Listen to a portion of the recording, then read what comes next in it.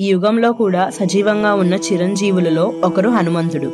మరి ఆయనకు ఈ అమరత్వం ఎందుకు లభించింది? అసలు హనుమంతుడు ఎలా జన్మించాడు?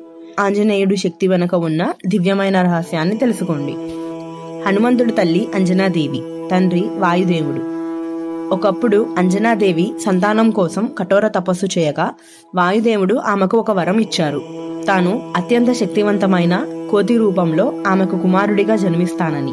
అందుకే హనుమంతుడిని వాయుపుత్రుడు అని కూడా అంటారు. చిన్నప్పుడే హనుమంతుడు ఎంతో శక్తివంతుడో చూపించారు. ఒకరోజు ఆకలితో ఉన్న హనుమంతుడు ఆకాశంలో మెరిసిపోతున్న ఎర్రని సూర్యుడిని చూసి దానిని తినే పండని భావించి పట్టుకోవడానికి ఆకాశంలోకి ఎగిరారు.